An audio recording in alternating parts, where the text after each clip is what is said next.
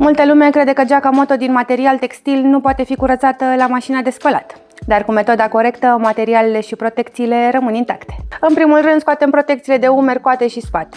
Se închid fermoarele, capsele și ajustările pentru a preveni deteriorarea cusăturilor. Întoarcem geaca pe dos și o punem într-un săculeț de protecție pentru rufele delicate. Sau dacă nu dispunem de un astfel de săculeț, o putem pune într-o față de pernă. La mașina de spălat se setează un program delicat. Temperatura trebuie să fie de maxim 30 de grade, niciodată apă fierbinte. Detergentul folosit trebuie să fie unul neutru, fără înălbitori sau enzime agresive. Se evită clătirea cu balsam de rufe, deoarece acesta poate deteriora membrana impermeabilă și compromite protecția acesteia la apă. Este foarte important ca centrifugarea să se facă la viteze mici, sub 800 de rotații pe minut, pentru a nu deforma cusăturile sau materialul.